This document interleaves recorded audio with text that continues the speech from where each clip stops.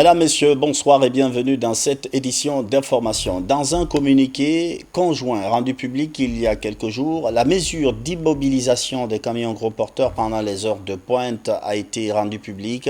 Une disposition pour fluidifier la circulation routière et sauver des vies humaines. Question, la mesure est-elle respectée sur le terrain?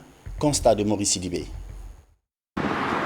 De 5h à 8h30 et de 14h à 18h30, la circulation des véhicules gros porteurs est interdite. Nous avons tenté de savoir si la décision est respectée. Nous voici sur la route Le Prince. De Bambeto à la cimenterie, il est 14h45 et les gros porteurs continuent de circuler. À 16h sur l'autoroute Fidel Castro, leur présence est bien réelle. Ces camions roulent en dépit de l'interdiction faite par les autorités. Ici, là, moi, il restait un peu la voiture, j'allais me coigner ici. Ici, la partie tournant là. Il faut voir comme d'abord pas là. D'abord pas aussi, la tournant là, c'est dangereux. Mais les gens ne respectent pas. Quand on dit de garer, les gens ne garent pas. Tu vois, bon, il n'y a pas de contrôle aussi. Les policiers, véhicules passent devant les policiers, ne disent rien. Il n'y a pas de contrôle. On doit respecter, parce que ça tue les gens. Le fait que les gens tuent là, il faut qu'on doit respecter. On doit respecter normalement. À telle heure qu'il doit sortir, il n'a qu'à sortir. S'il est 18h, il n'a qu'à sortir à 18h. Il doit appliquer obligatoire la mesure. Le non-respect de cette décision est-elle dû à un refus des conducteurs de gros porteurs à s'y plier aux règles ou au fait qu'ils ne soient pas inquiétés? Des questions pour l'heure sans réponse. En attendant, les usagers de la route restent exposés aux dangers liés à ces camions gros porteurs. Les conducteurs de taxis-motos estiment être les plus exposés. À ce moment, nous on travaille ici là, donc on voit beaucoup de camions qui passent ici là. Eux ne respectent pas ni rien. Donc vraiment une fatigue ici là quoi. Nous les taximètres là avec les piétons là, donc ça nous fatigue beaucoup quoi. Vraiment les piétons qui traversent là, ça trouvera que donc les camions passent là. Quand on traverse ici là, c'est pas facile. Pour traverser ici là, donc ça trouvera que ça va faire une rencontre entre nous et les camions là. Vraiment ça va nous fatiguer beaucoup. Au-delà de l'obtention de grues de grande capacité, la visite technique doit être rendue obligatoire pour tous les engins. C'est une nécessité pour préserver des vies humaines et assurer une circulation fluide. C'est parti pour la deuxième phase d'incubation du projet Précop. Il s'agit de la création et la formation des startups dans le domaine de la communication. L'initiative est du groupe Jatrofa et du ministère de l'Industrie. Fatoumata Batouli Diallo. Cette rencontre vise à donner l'opportunité à ces jeunes de développer leur potentiel entrepreneurial. Pour renforcer leurs capacités, la deuxième phase d'incubation de 30 startups du projet Précop est lancée. L'idée est d'accompagner ces entrepreneurs à travers des formations et du coaching. L'initiative est financée par la Banque mondiale à travers Jatrofa pour une période de 5 ans. La phase d'incubation, cela va consister à encadrer ces startups, c'est-à-dire à les formaliser au niveau de l'APIP, avec son nouveau concept de APIP mobile, ils vont essayer de les formaliser. Donc on va aussi les coacher dans tout ce qui est marketing, dans tout ce qui est domaine de gestion administrative et financier, pour permettre à ces startups d'aller de l'avant.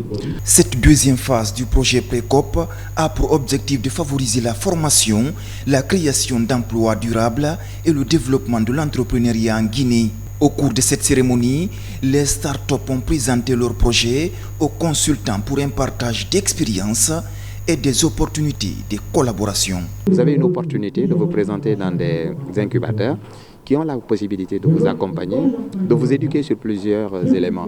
Notamment, après analyse des diagnostics, on peut se rendre compte quels sont vos principaux besoins. Est-ce que vous avez besoin d'être formé? Est-ce que vous avez besoin d'être financé? Ou bien est-ce que vous avez besoin d'avoir autre chose? J'attends de cet accompagnement une formation qui pourra m'aider à mettre en place beaucoup plus l'entreprise en question et pouvoir accéder au financement. Quand on dit financement, pas comme on le dit tel, mais comment pouvoir gérer tout ce qui concerne le financement et puis l'évolution de l'entreprise en question. Ce projet Précop s'inscrit dans le cadre de l'engagement de la Banque mondiale de soutenir le secteur privé guinéen par le canal des incubateurs, particulièrement les entreprises touchées par la pandémie du Covid-19. Reportage rendu en studio par Alpha Isiagaba. Jatrofa, dont le PDG, il faut le signaler, Alpha Bakar Bari, fait la fierté de la Guinée à l'international. En effet, il figure dans le classement des 50 personnalités les plus influentes de la sous-région ouest africaine, 4e édition des prix spéciaux Influence.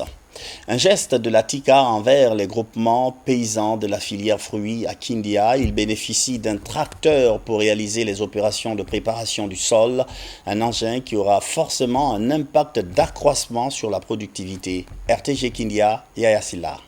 Le champ d'ananas ici dans la sous-préfecture de Foudiagbe, il est l'œuvre de plusieurs paysans qui travaillent à la main et parfois avec des outils rudimentaires. Cet état de fait a été constaté par l'ambassadeur de la Turquie en Guinée et a promis d'aider les paysans dans le cadre de la relance de la filière de l'ananas en Guinée. Quelques jours seulement après, nous sommes à la cérémonie de remise d'un tracteur à la Fédération des planteurs de la filière fruits de la Basse-Guinée pour la préparation du sol. Je vais vous dire que l'entrée de la coopération turque dans le secteur agricole est passée par la fédération. Nous avons été vraiment les premiers à travailler avec eux et à les introduire dans le secteur agricole. Donc là-dessus, vraiment, pour nous d'abord en tant que fédération, nous disons merci. C'est une immense joie. Et depuis 2019, on est en train de travailler. Toutes les promesses qu'ils ont tenues, ils les réalisent. Ils ont préparé les terrains pour 100 hectares. Ils ont promis de nous accompagner dans ça. Ça a été fait. Et si c'est dans les 100 hectares, 50 hectares sont déjà mis en valeur. Et de l'autre côté, il y a d'autres projets qui sont venus nous aider pour l'irrigation. C'est aussi en cours. Et aujourd'hui, nous recevons un tracteur mis à la disposition des planteurs, mais qui va servir non pas aux planteurs, mais aussi à tous les producteurs de la zone. Cette action de remise par l'Agence de coopération et de coordination turque se poursuit par la pose de la première pierre d'un hangar de séchage de l'ananas, un autre don précieux pour les paysans. À cette allure, les paysans se fixent un objectif, celui d'exporter plus de 50 000 tonnes d'ananas à l'année 2025. Ce que la Turquie a promis à la Guinée à travers son agence TICA, ils sont en train de réaliser les promesses qu'ils avaient faites. La coopération agricole entre la Turquie et la Guinée est récente. Elle affiche cependant un dynamisme qui peut engendrer facilement un bon résultat. Solidarité pendant ce mois saint de Ramadan, une société turque offre aussi des vivres à plusieurs dizaines de personnalités en situation difficile. Plusieurs personnes donc en situation difficile. Les dons ont été mis à la disposition des associations qui évoluent dans l'humanitaire. Abdulaziz Baldé. En ce mois saint de Ramadan, des fidèles musulmans multiplient les actions humanitaires en faveur des personnes démunies. C'est le cas par exemple de la société turque Carpoership. Elle offre plusieurs vivres composés entre autres des cartons de sucre, des sacs de riz et des boîtes de beurre. Le don vise 4 associations de la place qui évoluent dans l'humanitaire.